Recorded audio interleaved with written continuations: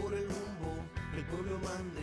Latinidades, afinidades, que sepa el mundo, llega la patria grande. Llega la patria grande, un grito que se expande, el sable que se blande contra el blando y ese plan de dominación y fraude, sin traiciones que defrauden, puños que se cierran para que la convicción se guarde. Latinoamericano, cuestión geográfica, Latinoamérica hermano, integración empática frente a cotización, la concientización de la indignación hacia la digna acción en práctica. Latinidades, afinidades, y por el rumbo el pueblo mande.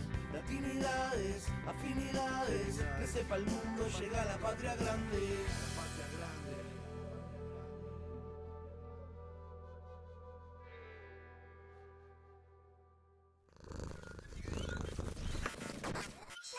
Desde México saludamos a la hermana República de Ecuador y a quienes nos ven en esta emisión de Latinidades. Gracias por acompañarnos. La historia se repite. Es el signo de estos tiempos turbulentos que vivimos. Parece que olvidamos, no aprendemos o se trata de repetir las cosas que estaban mal para que le salgan bien a los que pretendían que la superioridad de razas o una sola ideología política fuera la que prevaleciera. Como hongos, vemos nazis, fascistas y sionazis haciendo alarde y una descarada actualización de viejas consignas, saludos y marchas. ¿Qué está pasando? Y si bien aquí hemos dado más de una explicación política sobre estos temas, no está de más abordar el caso bajo otro signo, el de la psicología. Para esto nos hace favor de acompañarnos una psicoterapeuta junguiana y comunicadora social popular. Karina Palacios, gracias por estar aquí con nosotros. Héctor, un abrazo a ti, abrazo a toda la América Latina que nos mira, a mi bello amado país que en este momento precisamente atraviesa una de sus fases más oscuras de la historia reciente. Eh, Como te comenté, hemos abordado el tema siempre generalmente en términos políticos, geopolíticos. Hablamos de fuerzas de derecha, fuerzas de izquierda. Hablamos recientemente incluso del pobre de derecha, aquel que vota por el que lo va a hundir todavía más y que vota orgullosamente. Lo vemos en muchas ocasiones ahora los mexicanos, que había mexicanos y latinos votando por Trump, que habían votado ya la primera vez y les fue muy mal y lo volvieron a hacer por segunda vez. Lo vemos ahora todos esos venezolanos que estando allá huyeron porque despreciaban a Venezuela, es una dictadura, y ahorita ya les dijeron, los 600,000 venezolanos van para atrás, no los queremos aquí. Veo a la comunidad cubana que cantaba y hacía salsas por Trump. Y ahora ya dicen algunos, es que Trump está peor que Fidel, tratando de igualar la situación de ellos. Y lo hemos visto, quienes votaron por Bolsonaro, quienes incluso votaron actualmente, recientemente, por Milei, ¿sí? Gente que de seguro, a lo mejor sus papás estaban desempleados, o gente que sus papás eran pensionados, jubilados, al que les han quitado más del 40% de su pensión y los medicamentos para el cáncer si es que los llegaban a utilizar. Y votan. Lo hemos abordado de muchos temas, pero no de un tema tan importante como la psicología, y en este caso, la psicología junguiana. Y digo es importante porque cuando Jung irrumpió, le tocó precisamente el ascenso del nazismo a él, vivirlo allá en Alemania antes de salir fuera de allá. Y fue precisamente esta situación la que de alguna forma condenó que su psicología, su propuesta psicológica, de alguna manera quedara postergada o incluso fuera negada en muchas partes porque se le atribuía que había estado a favor del nazismo en su Ujú. momento. Y en México eso prevaleció mucho y hay muy pocos junguianos. Hay muy pocos que Es manejan. una pérdida eso. Y es una pérdida terrible. Al final de cuentas uno no sabe, porque al final de cuentas es humano, si realmente fue cierto eso o no, porque no ha habido pruebas. Había mucha gente, bueno, hay que recordar que Ratzinger perteneció a las juventudes hitlerianas, el Papa. Así fue. Pues digo, pues es la verdad. ¿Significa que eran así? Pues, pues sí podemos decir que sí, pues porque estaba en las juventudes Bueno, hay hitlerianas. una afiliación política ahí, ¿no? Sí, pero te digo, pero no necesariamente que haya ejercido lo que los desmanes que se supo, ¿sí? No sabemos si lo sabía o no, eso nunca nos han contado, ¿no? Entonces, yo pudo haber tratado porque él vivía ahí, y es como no tratar aquí con alguien del gobierno, ¿sí? No significa que tú lo seas. Aunque los saludes y te tomes fotos con ellos y te vayas a comer con ellos, no significa que tú seas del partido o que seas del aparato del gobierno. Digamos que es un tema que debería analizarse más a profundidad porque el asunto es que a él sí le perjudicó que se difundiera una psicología tan impresionante y que ha trascendido su muerte y va a seguir trascendiendo, yo creo que el tiempo. De hecho, porque la psicología profunda de Jung no aborda únicamente digamos, los fenómenos visibles de la mente, como es la conducta, que estaba, digamos, lo más desarrollado y que sigue siendo lo más desarrollado en realidad en términos de aceptación normativa de la disciplina, ¿no? Y justamente la discusión respecto a la psicología como ciencia o no ciencia está en los orígenes, porque tiene que ver con estos fenómenos no visibles, con estos fenómenos no tangibles, no materiales, en donde Jung hizo un énfasis muy fuerte, muy profundo, y es por eso que él llama a su psicología analítica o a su psicología la psicología profunda o una psicología con alma. Y se refiere precisamente a eso, a todo aquello que Occidente prácticamente erradicó, de su pensamiento, que es esta parte no visible que nos constituye, que sí nos constituye, que forma parte de nuestro quehacer, que forma parte de nuestro ser completo. Es decir, no somos conducta por sí, somos un conjunto de energías psíquicas, para decirlo con Jung.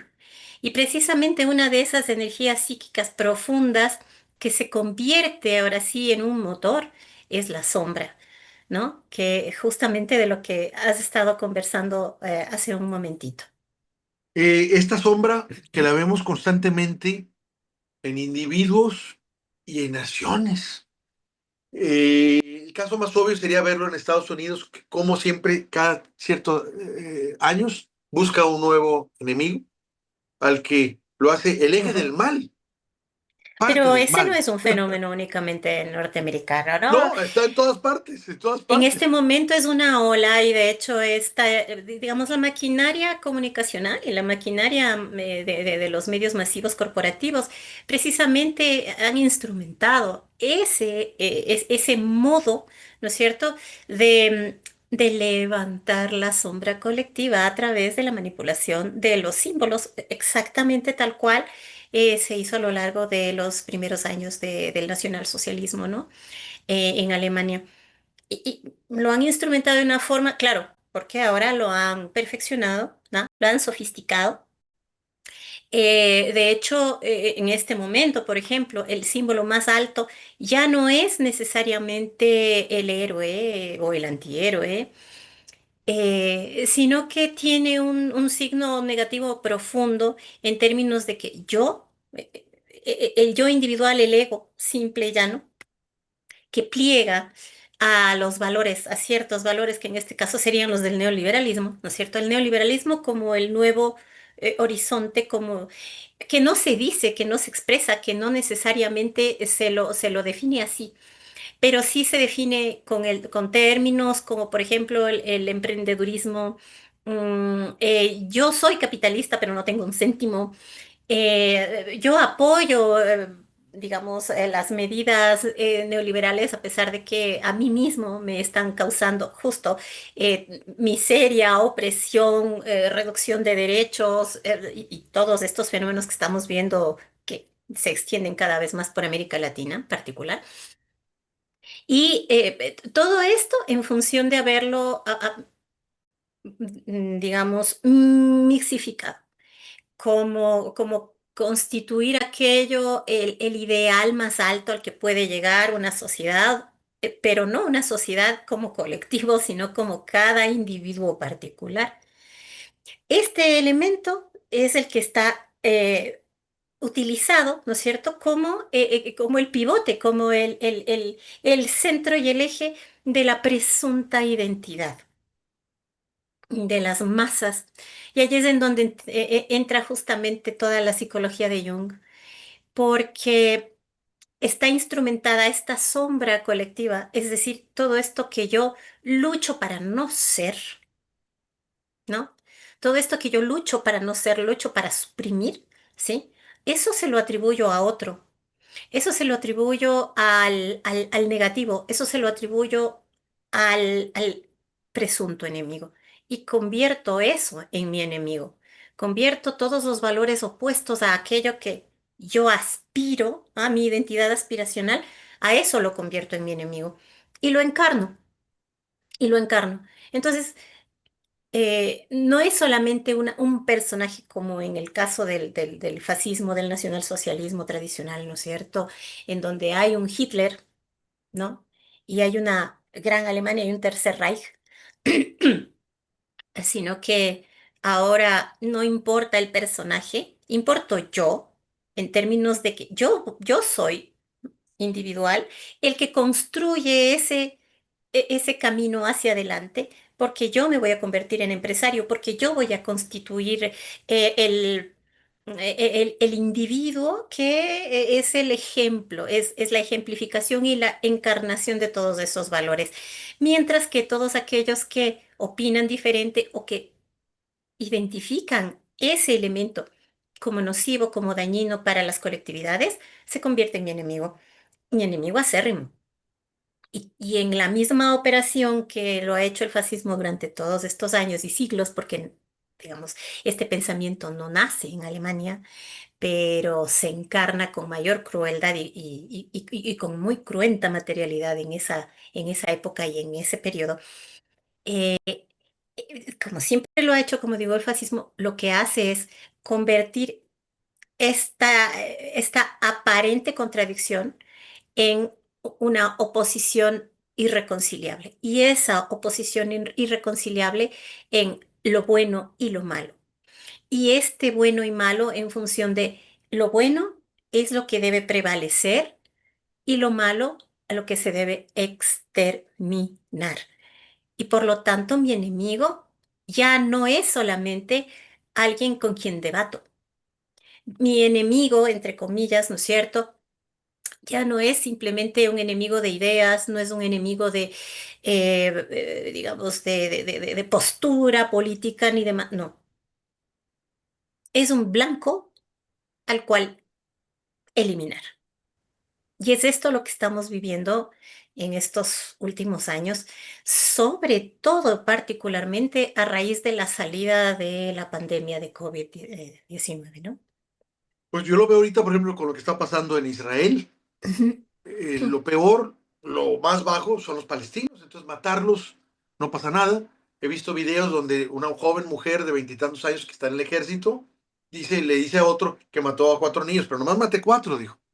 No hay problema, no maté tantos, maté cuatro. Niños, siendo ella mujer, que uno al menos culturalmente diría, oye, pues las mujeres son especialmente para niños porque de alguna forma se identifican con ellos, ellas los tienen. Yo no conozco una mujer que maltrate a un niño a menos que no tenga un problema grave. Y esta dice, maté cuatro. Y hay otras que decían que habían matado más, ¿no? Entonces, ¿por qué? Porque están matando basura, están matando insectos, no humanos. Entonces dices tú, ¿cómo Pero llega a ese nivel? mira cómo opera la sombra, ¿no? La sombra te dice que en tu reflejo, ¿no es cierto? La sombra te dice que ellos no son humanos. Desconoces la naturaleza del otro. Desconoces la naturaleza del otro, ni siquiera te interesa conocerla. Pero el problema es que tú, en tu pensamiento, estás proyectando una deshumanización que en realidad está operando en ti. Eres tú quien estás siendo deshumanizado con ese pensamiento y por lo tanto eres capaz de estos actos de absoluta crueldad, de absoluto despojo de todo lo humano que tiene cada ser. Entonces, fíjate cómo la, cuando la sombra digamos, se instrumenta como un elemento de manejo y de manipulación de masas, ¿no? Esta sombra se atribuye al otro. Esta sombra se le atribuye al otro. Es decir, yo, al estar frente a este otro, le despojo de sus características reales, le despojo de su condición de humano, le despojo de su posibilidad de sensibilidad, le despojo de su capacidad creativa, en mi pensamiento. Si yo soy capaz de hacer eso, es porque ya anteriormente yo he hecho eso conmigo. Eso está muy interesante, que lo que estés implicando, que cuando uno deshumaniza al otro, se está realmente deshumanizando uno. Porque en realidad el otro no, el otro solamente está en mi pensamiento, como ese imaginario, pero en realidad la práctica, en donde yo extermino al otro, en donde yo me impongo sobre el otro, en donde yo ejerzo violencia sobre el otro, ¿quién es el que está siendo deshumanizado? Yo, Pues está, está, yo. está, está terrible eso, porque es que, mira, me llama la atención, uno siempre hace eso para protegerse, proteger su ego, básicamente, Así es. o sentirse superior. Eh, Busca siempre, cuando tú te quieres subir, sentirte mejor que otro, lo denigras. Ajá. Está mal en esto, está gordo, es moreno, es negro, es un idiota. O sea, buscas denigrarlo para tú sentirte superior. ¿Por qué tiene que tener uno ese impulso de degradar a otro para sentirse bien? Sí, esa es la sombra. Pe- Es Pero, precisamente eso. Esa es la operación que ocurre, porque en mi proyección, yo estoy negando que justamente estoy sintiéndome yo así frente al otro. Yo estoy sintiéndome tonto, yo estoy sintiéndome feo, yo estoy sintiéndome amenazado por la otra persona, por ese otro que está frente a mí, frente al cual además yo tengo cierto antagonismo. Entonces, justamente la psicología de Jung plantea que nuestra psique está organizada según pares de opuestos. Energías que están en permanente tensión, ¿no? Y que en muchas ocasiones, y particularmente en el hemisferio occidental, en donde hemos suprimido el lado femenino, en donde hemos suprimido el hemisferio derecho, hemos establecido como centro, como eje y como modelo y como referente el hemisferio izquierdo del cerebro, que quiere decir la parte racional, la parte del pensamiento, la parte del cálculo, la parte de la exposición, la parte de la palabra, etcétera, etcétera. ¿Sí? Todo lo otro que es femenino ha quedado en la sombra, ¿sí? Es decir, ha sido suprimido, ¿sí? Entonces, allí en donde yo observo que alguien individual o colectivo me refleja a mí, ¿sí? Que lo que yo he suprimido con tanta violencia conmigo misma, esa otra persona o colectividad, se permite expresarlo de manera libre o más libre que yo, ataco. Eso es una amenaza. ¿Por qué? Porque eso me da un mensaje inconsciente que me dice, ¿para qué has hecho tanto esfuerzo? ¿Para qué has invertido tanta energía en suprimir aquello que estas otras personas lo avientan con tanta, entre comillas, irresponsabilidad al mundo? ¿No? Sí, ¿por qué estas personas se permiten hacer esto? ¿Sí? Y se convierten, cuando eso se instrumenta, se convierten en enemigo, en un objetivo, en un blanco al cual disparar. De manera que esta partecita de la sombra, Jung la dijo así con muchísima claridad, ¿no? Respecto del fascismo, precisamente. El fascismo siendo el el alma de una nación. Pero, ¿qué parte del alma? Esa parte herida del alma de una nación. Esa parte dolida del alma de una nación. Esa parte que ha sido castigada del alma de una nación. ¿Sí? Entonces, en el inconsciente colectivo existe también una sombra colectiva, porque para Jung, ¿no es cierto?, los seres humanos estamos constituidos por la parte consciente y por la parte inconsciente. Y en el inconsciente tenemos el personal, que obedece exclusivamente a mi historia de vida, y el inconsciente colectivo, que obedece a toda la memoria que el- eh, eh, que mis genes prácticamente han encapsulado, ¿no? Y que de vez en cuando emergen en mí. ¿Y emergen cómo? Desde el inconsciente, emergen en mis sueños, emergen en mis errores, emergen en formas de arquetipo, en formas de figuras, no de palabra, en forma de energía emocional, no de razón, no de pensamiento, ¿ya? Entonces, cuando eso ha sido castigado, cuando esa parte, una gran parte del alma colectiva ha sido castigada, ha sido mutilada, ha sido cercenada, ha sido suprimida, no es que desaparece, no es que desaparece, se convierte en un gran reservorio de energía, pero como está comprimida y ha sido censurada y ha sido castigada, es fácilmente conversible a violencia. Es fácilmente conversible a esto, el ataque, eh, la discriminación, la xenofobia, el feminicidio, todo esto, ¿no? Que aparentemente es irracional, ¿no? Y que sí, de verdad lo es, pero precisamente porque no es otra cosa sino un gran continente de energía inconsciente en lo colectivo, que cuando ha sido operacionalizada, que cuando ha sido instrumentada, que cuando ha sido manipulada, lleva a encauzarla hacia ciertos objetivos, ¿no?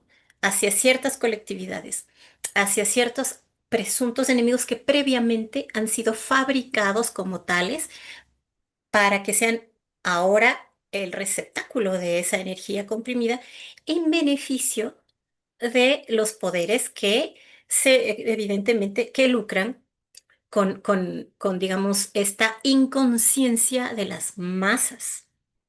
Y más o menos así es como lo definía Jung, inclusive en el análisis de Hitler y del fascismo y del alma alemana en esa época, ¿no? Bueno, mire, yo lo que veo es que el planteamiento que pasó el siglo pasado, como bien dices tú, se agarró a tantas personas, a masas, porque dices tú, fueron humilladas, estaban heridas. Unos pueden decir, eran resentidos, porque les gusta a ciertas personas hablar de que los otros tienen resentimiento cuando ellos son los Ah, explotadores. sí, sí, sí, Y yo sí, les sí. digo, bueno, para ti será resentido. La verdad es que la palabra es indignación. Están indignados con lo que ha pasado. Así se las volteo yo. El punto es que de alguna forma lo estamos viviendo ahora. Lo veo yo con proclamas que antes no se hubieran dicho, se decían en voz baja, incluso en secreto. Ahora ya las dicen abiertamente. Lo mismo que pasaba el siglo pasado.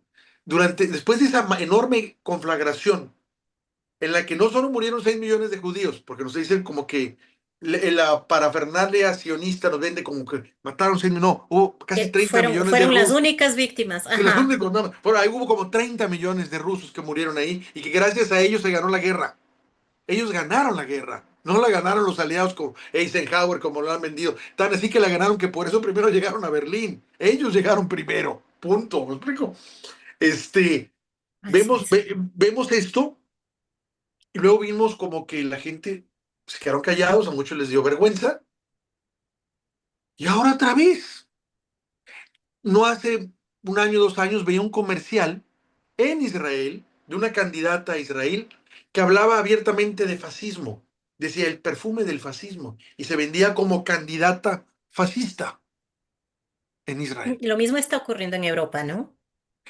Y veo, o sea, veo cómo andan con Ucrania con la gente que es de Stefan Baldera y más, que son puros nazis. Y hacen el saludo nazi.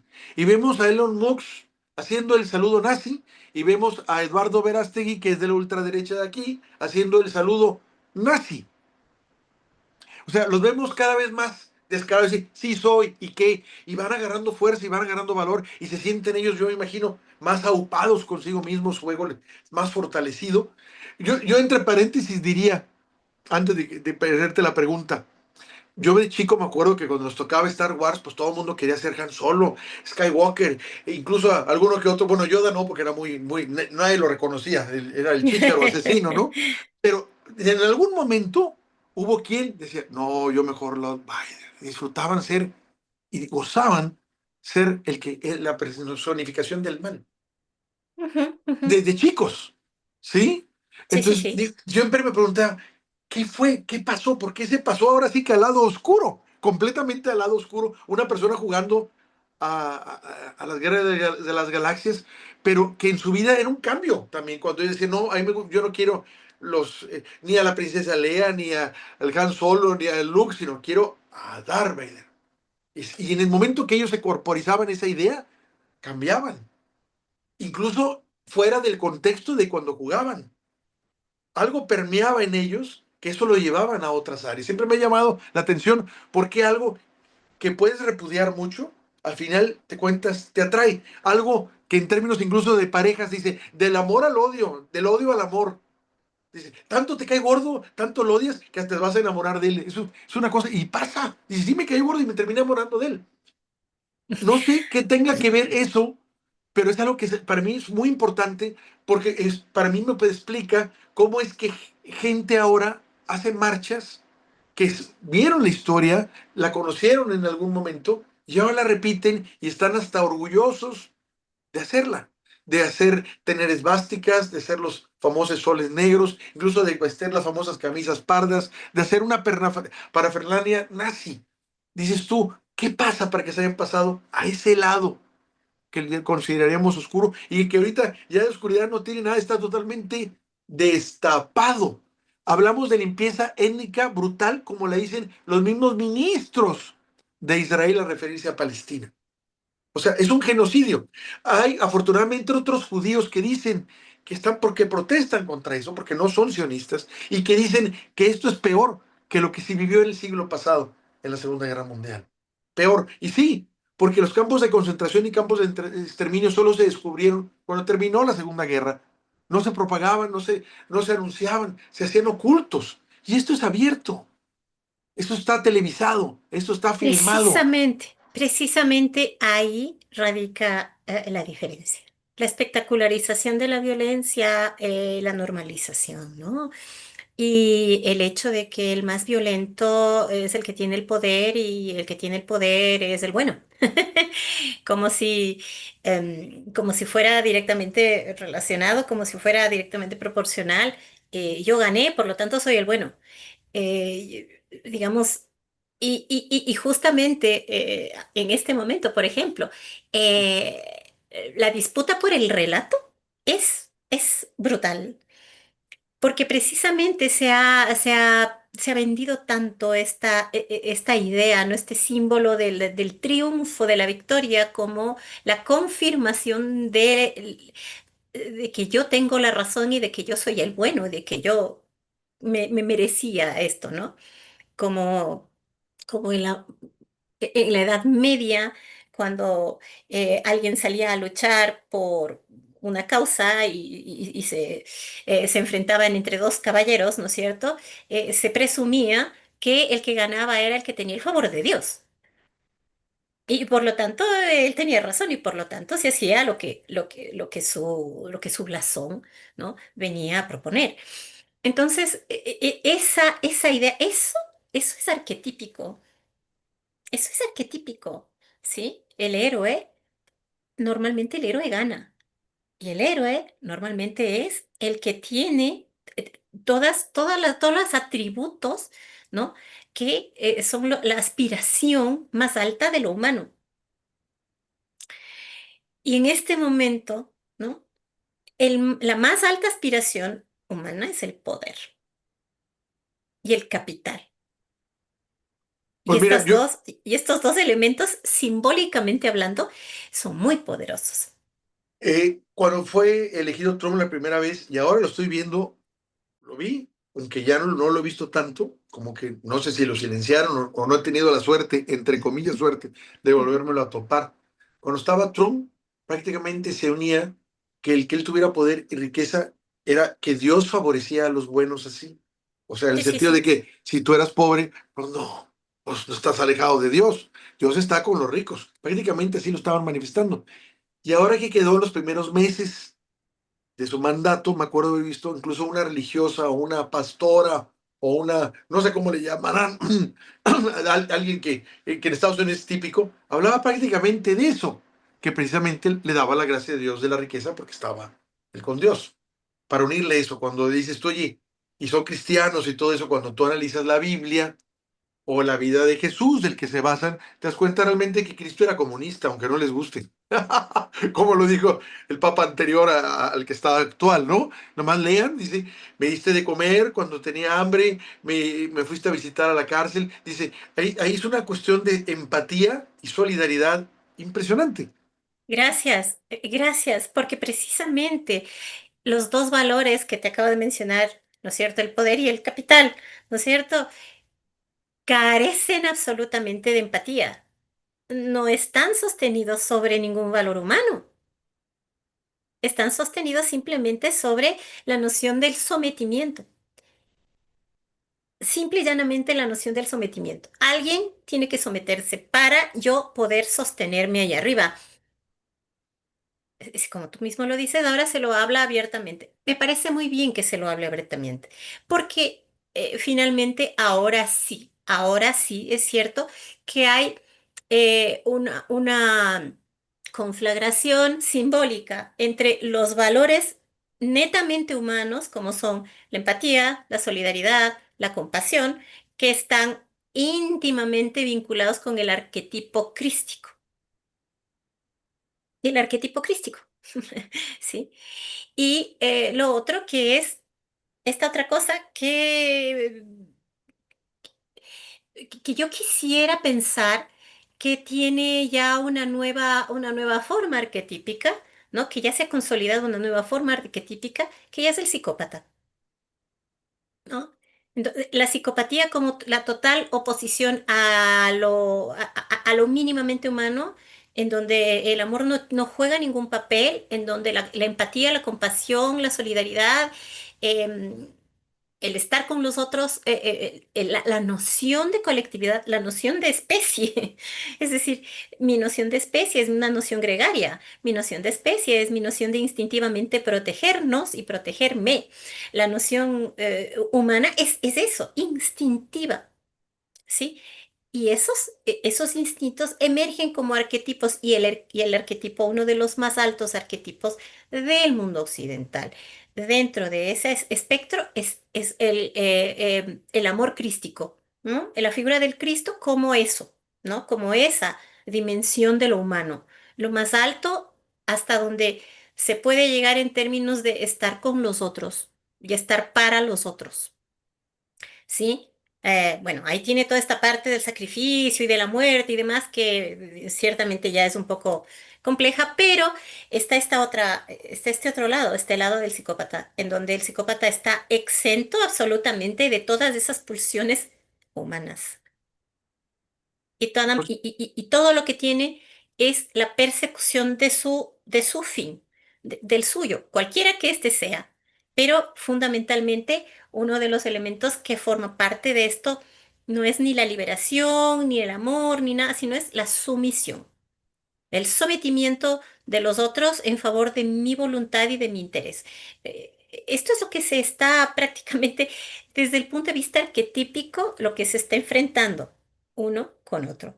Porque si es que vamos a la teoría junguiana, es precisamente son estas tensiones las que establecen, digamos, nuestra configuración interna y luego se expresan materialmente en el mundo exterior, en donde, por ejemplo, Hitler tenía esta especie de capacidad de magnetizar, esta especie de capacidad de hipnotizar exclusiva y únicamente al pueblo alemán, únicamente al pueblo alemán. ¿Por qué? Porque él proyectaba la sombra colectiva alemana de la herida alemana de la posguerra, de la Primera Guerra Mundial, de la humillación, del empobrecimiento, ¿sí? Y entonces identificaron el chivo expiatorio y demás, como los judíos, que son los que llevan el capital, que se llevan el dinero, que la típica, ¿no es cierto? Que se quedan con todos nuestros recursos, se quedan con todos nuestros trabajos, empleos, etcétera, etcétera. Entonces esa persecución tuvo que ver con esa herida.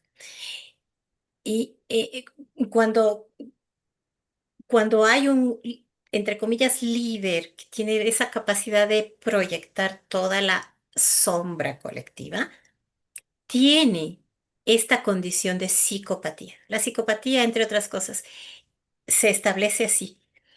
Yo tengo, como psicópata, tengo esta enorme capacidad de envolver, tengo esta enorme capacidad de hipnotizar, tengo esta enorme capacidad de subyugar tu voluntad, inclusive aparentemente con tu anuencia, con tu permiso. Sí.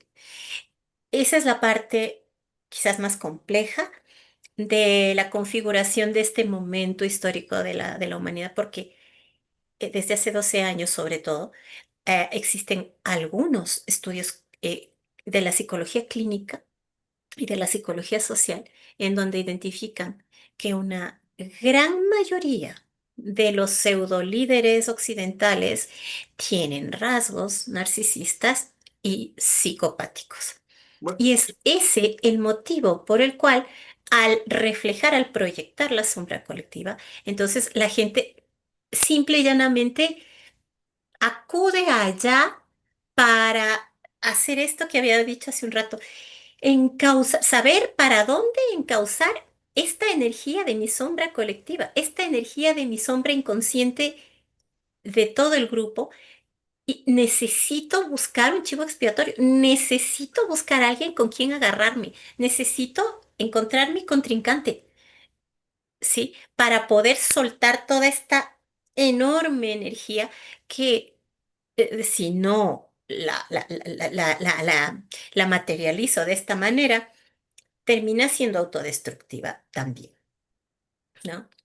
Y claro, ahorita que dices sí, eso, me acuerdo ujú. del enfermo que es Netanyahu y todos sus ministros, Gavir y Smotrich, son totalmente, como dices tú, cero empáticos. Ellos lo que les interesa es matar a los palestinos para quedarse con su territorio y no les importa realmente su pueblo, porque cuántas manifestaciones no vimos que le pedían a él que hiciera la paz para que liberaran a los rehenes. Lo que menos le importaba eran los rehenes. O sea, ese tipo está mal de la cabeza, está loco, igual que Trump.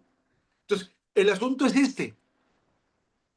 Siempre he pensado, leí hace poco una frase que para mí es una cita más bien histórica, es, con el fascismo y el nazismo no se negocia, se No se combate, dialoga, no así es. se combate. ¿Tú estás de acuerdo? Entonces, hace poco pasó en Sí, España sí. con una declaración de que la gente salió a atacar a unos fascistas. Y todos los fascistas dijeron, ustedes son fascistas, son los violentos porque nos están atacando a nosotros. Inmediatamente estaban buscando, no sé si lo lograron, cambiar la narrativa y de acusar de fascistas y violentos y odiadores a los que estaban atacando el fascismo. Ujú, Y, ujú, y a una comentadora que era radicada en España, que es peruana, a la que espero tener el gusto de conocer, ella dice, yo no cambio de opinión, pero decía que le estaban cambiando las cosas, le estaban atacando, que ella era violenta, apologizaba la violencia con lo que estaba diciendo, porque dijo, no, yo estoy de acuerdo que se le enfrente. Yo también estoy de acuerdo, pero lo que te quiero decir es que la situación está que nos la pueden voltear muy fácil. Tú vas a combatir a los fascistas porque no vas a negociarlos. Cada vez que ellos proponen, tú los sales a enfrentar y entonces ellos te ujú. dicen, el violento eres tú, el odiador eres tú, cuando ellos son Tú vas por lo que están haciendo ellos. Pero ese es el momento que estamos viviendo. Mira, ¿qué es lo que hace Milei cuando del momento que dice zurdos de mierda? ¿Qué es lo que hace la gente? Odiar a los zurdos. ¡Zurdos, los quiero matar! Y los ves tú y lo dicen. Y la bola de idiotas no sabe ni qué es zurdo, ni cuál es la razón por las que quieren matar a los zurdos. ¿Por qué les culpan de todo? La miseria de ellos. Pero ellos quieren salir a matar zurdos. ¿Qué hace el zurdo si se defiende? Pero si tú te das cuenta allí, sí, precisamente, qué bonita, digamos, ejemplificación. Mira, Milei ni siquiera forma parte del círculo más amplio de poder. Sin embargo, ese es su representante, ¿no? Fíjate cómo la sombra colectiva culpabiliza a unos que no tienen ni poder, ni capacidad, ni nada de nada. Son, son ciudadanos como cualquier otro, ¿no? Porque la sombra colectiva, en el momento en que la sombra colectiva haya un vínculo consciente con la real situación, va a dar con la solución real de sus necesidades y sus problemas y sus precariedades. ¿Y cuál es? La acumulación absolutamente obscena de capital, en donde quienes acumulan lo que hacen es justamente esto que habíamos hablado, psicopáticamente hablando, es decir, yo me sostengo sobre tu sumisión, yo me sostengo sobre tu trabajo, yo me sostengo sobre...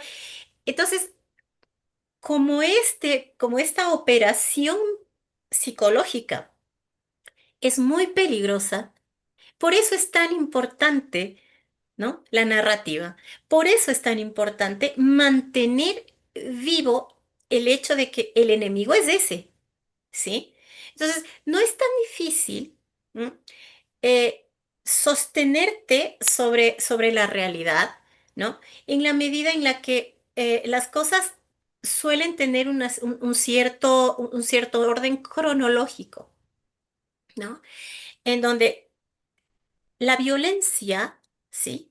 Para empezar, la violencia es una agresión, es una acción agresiva, una agresión inmotivada. No tiene un origen, una motivación objetiva. No existe, ¿sí? Es una agresión inmotivada sobre una persona o un colectivo, ¿sí? Con el propósito de someterlo. Punto. Cuando tú tienes claro qué significa la violencia, cuando tú respondes a la violencia, es eso, una respuesta. Y punto.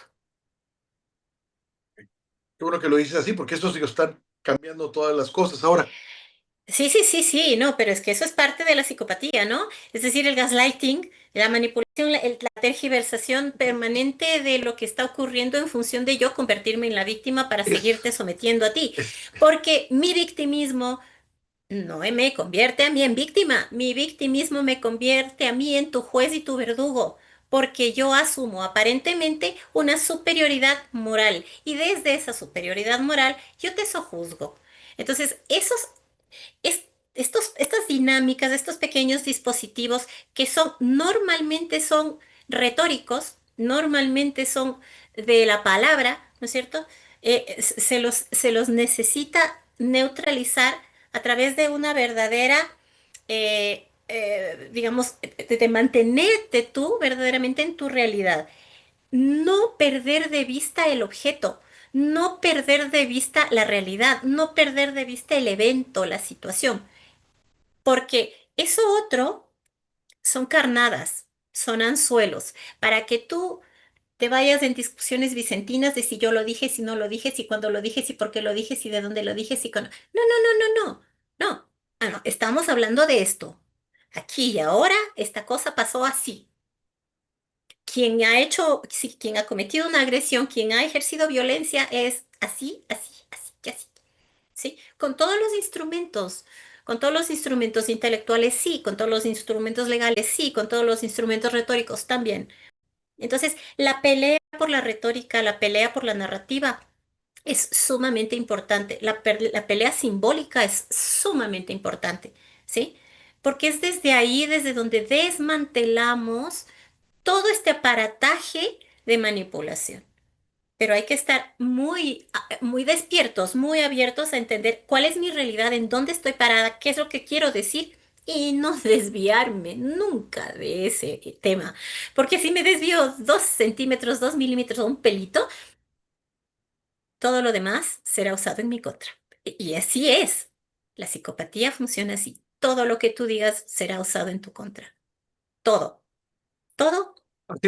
Así funciona el sionismo. Así es. Ellos te atacan porque tú los quieres matar. Si tú te respondes, entonces eres terrorista. O sea, no hay forma de ganarles. No hay, les ganas una discusión. Por eso digo, olvídate, hay que combatirlos, atacarlos. Pero aquí quiero, por allá no quitarte más tiempo y cerrar y dejar abierta la puerta a otra charla. Queda claro que la sombra es una proyección de uno Sí, que sí. cuando se masifica se vuelve una sombra incluso de un país nacional. Sí, es una sinergia, eso es gravísimo, sí.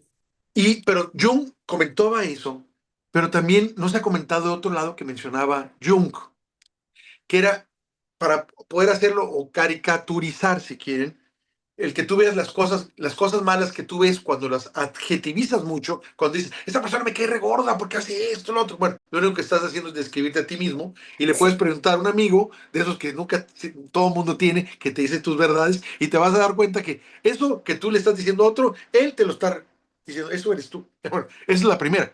Pero aquí viene también la parte con la que me gustaría cerrar y dejar abierta la puerta a otra. ¿Qué pasa con una de las situaciones al revés? Que Jung también lo habló, que las cosas buenas que hablamos, que vemos en nosotros y que reconocemos en otros, las tenemos en nosotros y no las actualizamos. ¿A qué voy? Que ahí está posiblemente la clave para poder contravenir con todo esto que estamos, para luchar contra la sombra y con todos estos tiempos turbulentos que vivimos. ¿A qué voy? Podemos admirar al Che Guevara, podemos decir, ¿qué tipo? De veras, salió a pelear todas las causas que consideraba que eran humanas, las del pueblo, las justas, porque los invadían, porque eran luchas antiimperialistas, en fin. Y yo lo admiro y compro libros de él, leo su biografía. ¿Por qué me identifico con él? Según yo, porque yo también tengo esas cualidades, pero no me las reconozco, se las pongo a él. ¿De qué forma las podemos todos recapturar? Para ser los Che Guevara de nosotros, por decir, puede ser el Che, puede ser la Madre Teresa, puede ser cualquier persona que ustedes admiren, pero creo que así como tenemos que reconocer la sombra, tenemos que reconocer la la luz luz, que le la ponemos a los conciencia se otros, llama.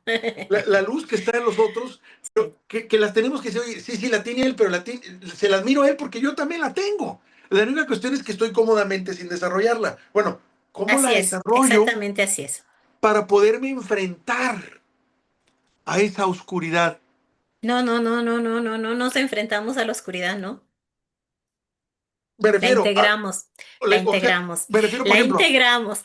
El proceso es integrar, el proceso es reconocer, el proceso es amigarme con eso porque es mi energía y porque si yo, lo que estoy haciendo justamente, yo creo, estoy creando mi sombra porque me enfrento, rechazo, niego, suprimo. Ese es el problema.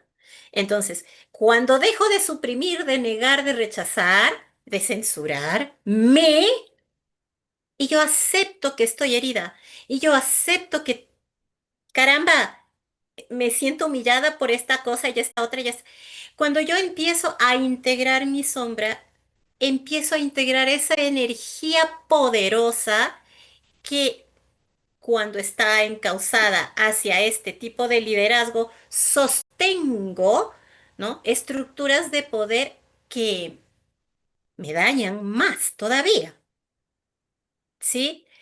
Mientras que si yo integro esto, no hay manera de que mi sombra sea instrumentada por nadie porque la estoy manejando yo.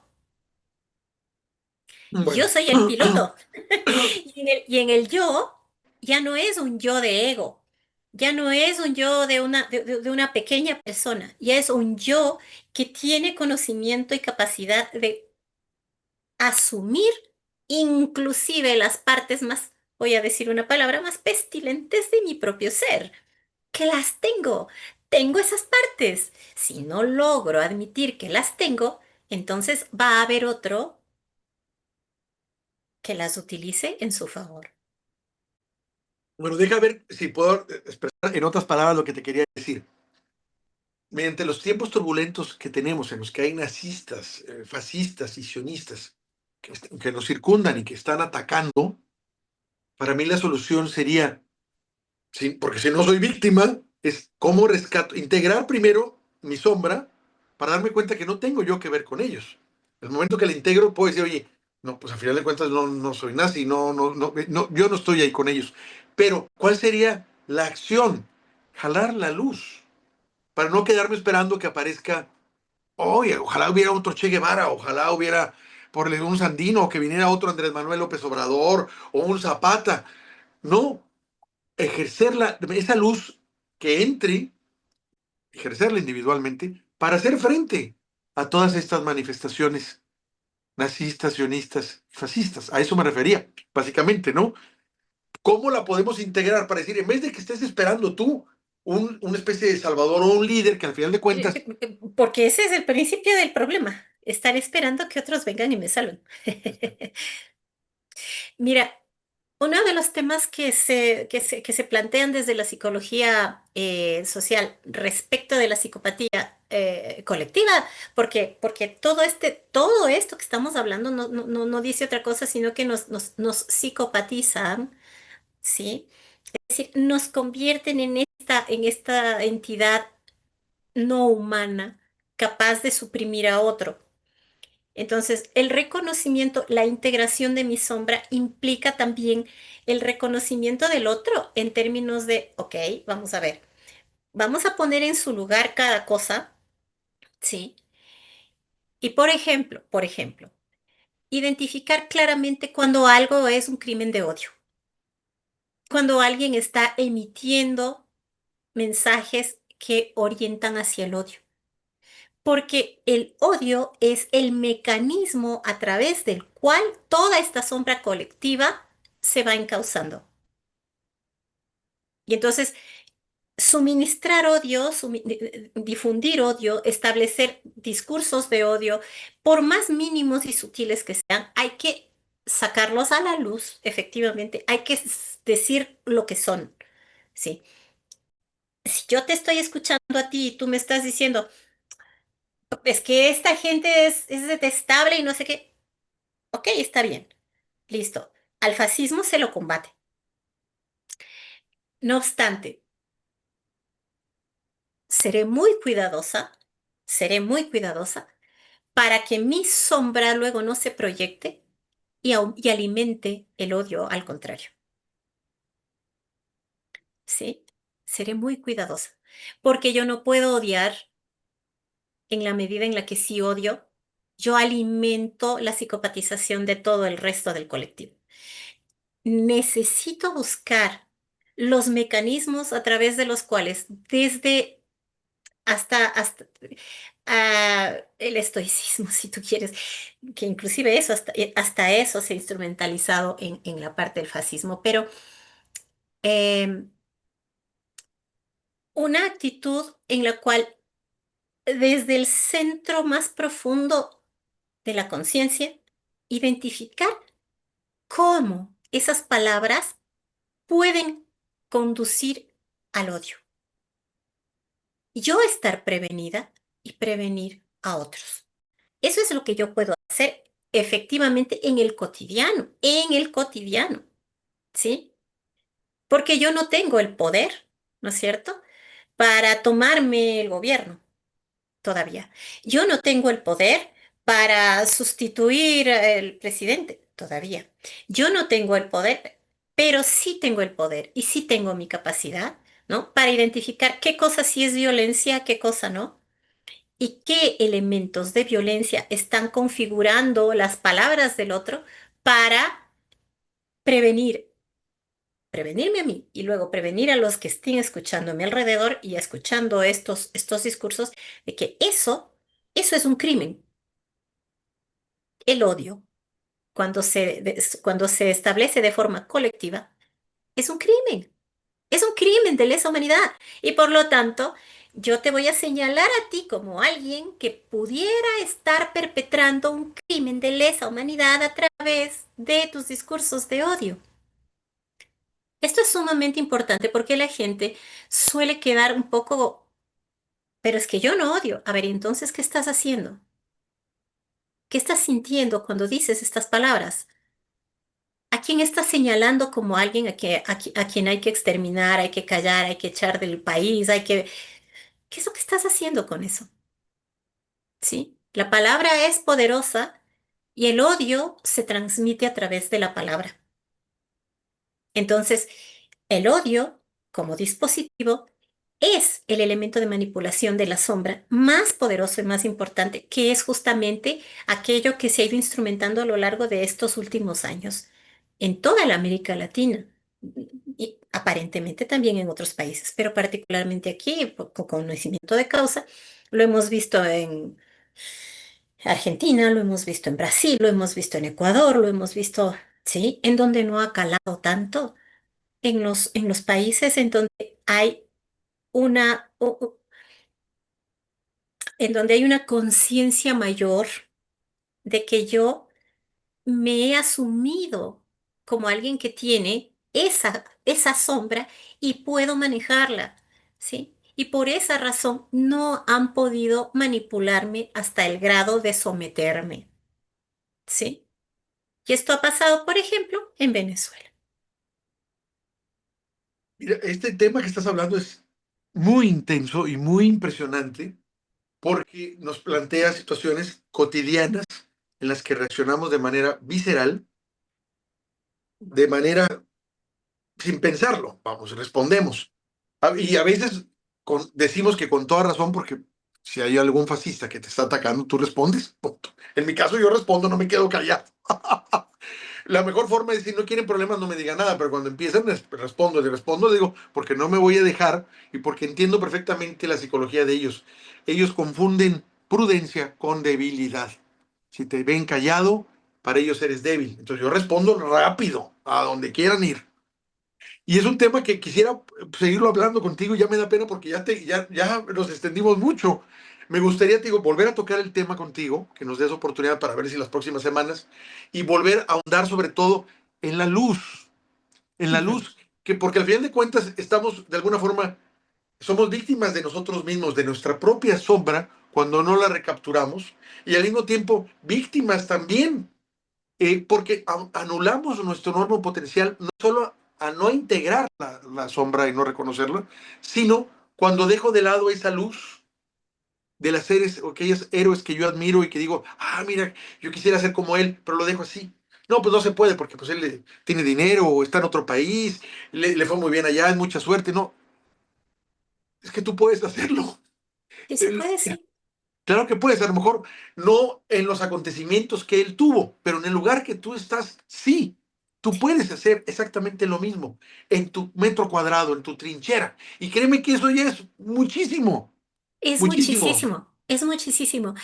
Ocurrió en el paro de Ecuador del mes pasado, Con todas las personas precisamente. que entraron ahí, ¿verdad? A apoyar y que la reprimieron. Y Sí, absolutamente. Haciendo cada quien su papel, haciendo cada quien su papel, amando el país, porque no hay otra cosa mejor. Y sí, suena como romántico, no sé qué, no me importa.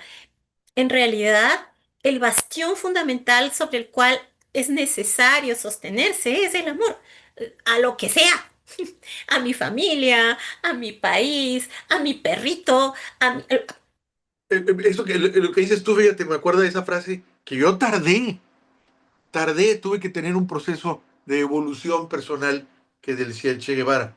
así. Que decía él que prácticamente que la cualidad más hermosa que tenía un El revolucionario era verdadero revolucionario está inspirado por profundos sentimientos de amor. exacto, dice, o sea, ahora lo entiendo y digo, qué grande fue, qué Sí, bruto, qué grande, qué grande. Yo tardé, no, se me hacía hasta chocante la frase en su momento. Dice, ¿por qué tiene que ver eso? No, no, no, no le entendí.